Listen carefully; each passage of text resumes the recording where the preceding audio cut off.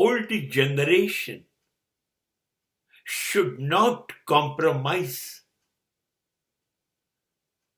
with young generation in any corner of life. And if it is a situation, then it is a shameful for the society. It is a dangerous situation.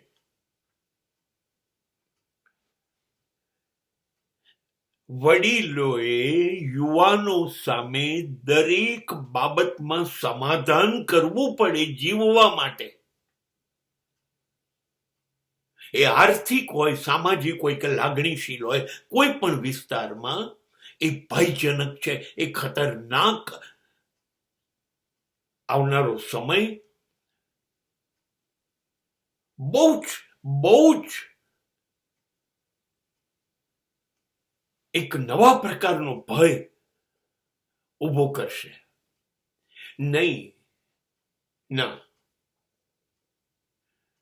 પહેલા તો વડીલોએ પોતાની વ્યવસ્થા આર્થિક અને સામાજિક કરી દેવી જોઈએ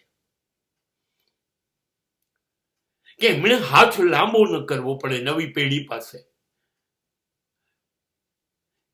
કે મારે ફ્રૂટ લાવવું છે, મારે દવાઓ લાવી છે, મારે પ્રવાસમાં જવું છે, મારે દર્શન પર જવું છે, મારે કપડાં લાવવા છે, મારે બૂટ, એ હાથ લાંબો ન કરવો પડે. હા, નહીં તો તમે શરમજનક સ્થિતિમાં મુકાશો એની ખાતરી. એ વ્યવસ્થા કરવી જોઈએ. અને બીજું, તમે શારીરિક રીતે બી મજબૂત હોવા જોઈએ. તમે ચાલી શકો, નહીં શકો, પોતાની રસોઈ કરી શકો, પોતાનું કામકાજ કરી શકો. એના માટે તમારે બીજાની જરૂર ન, તમારે ના કેવું પડે મને પાણી આપી જાઓ ને, મને મારા કપડા, ના, એવું કશું નહીં. એક તો શારીરિક રીતે પણ તમે મજબૂત થઈ જાઓ, આર્થિક રીતે પણ તમે મજબૂત હોવા જોઈએ, સામાજિક રીતે તમારું સમાજમાં પુષ્કળ સન્માન હોવું જોઈએ. આ મેન્ટેન થવું જ જોઈએ. અને ત્યારે જ તમે તમારી નવી પેઢી, તમારા સંતાનોની સામે બિલકુલ તમને ગમે એવી રીતે ઉભા રહી શકશો. હવે તમારે સમાધાન નહીં કરવું પડે. પૈસા માટે, પ્રતિષ્ઠા માટે, આત્મસન્માન માટે, કોઈ પણ બાબત માટે સમાધાન નહીં કરવું પડે. પહેલા પોતે મજબૂત બનશો. હવે બધા તો આવી રીતે મજબૂત નહીં બની શકે. જૂની પેઢી બિચારી ચૂકી ગઈ આ બધું કરવામાં, તો એ મજબૂત ન બની શકે. એનો અર્થ એ નથી કે નવી પેઢી એને લાચાર બનાવે, એને મજબૂર બનાવે. અને લાચારીને મજબૂરીમાં જીવવું એના કરતા જૂની પેઢી મરી જાય. હા, એવા સંજોગોમાં દાન માંગતા વૃદ્ધાશ્રમોમાં જઈને જિંદગી ત્યાં પસાર કરે. પણ સમાધાન તમે લોકો પાર પાડો, મને જીવાડો, એ બધું બંધ કરી દો. કેમ કે આ નવી પેઢીને કહેવાયું નથી, કેમ કે નવી હવા એટલી બધી ભરાઈ છે એમનામાં, એમને એવું છે સફળ છે, એ બહુ જ સમજે છે, એ બહુ જ હોશિયાર છે. અને જૂની પેઢી પુષ્કળ મૂર્ખી છે, બેવકૂફ છે, કશી રીતે સફળ નથી.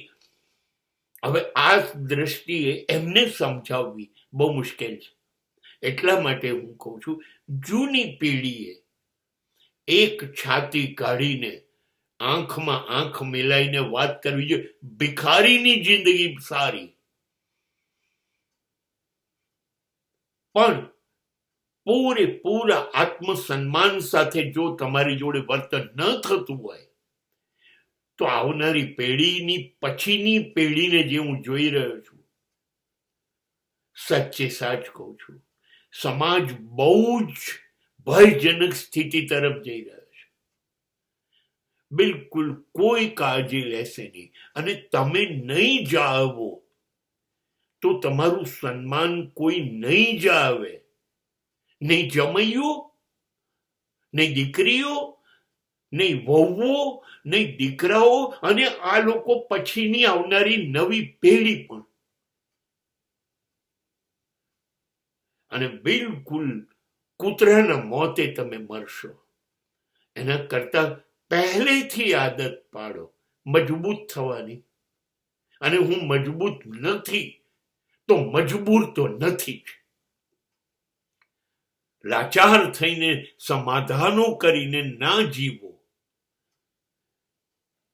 હા, એ આપણી મજબૂરી કે લાચારી હોઈ શકે, પણ નવી પેઢી માટે આ સૌથી શરમજનક સ્થિતિ છે.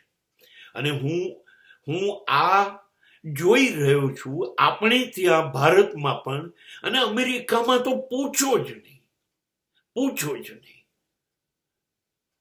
એ નવી પેઢીને જોઈને એટલી નફરત થઈ ગઈ છે કે હું એવું એક વિધાન કરી દઉં કે દરેક મા બાપે સંતાન વગર મરી જવું, પણ સંતાન સાથેની એવી નવી પેઢી અમેરિકામાં જીવી રહી છે. અને આપણે બહુ દૂર નથી, કેમ કે ભારતને નકલ કરવી છે ને અમેરિકાની, બસ બહુ નજીકમાં છીએ.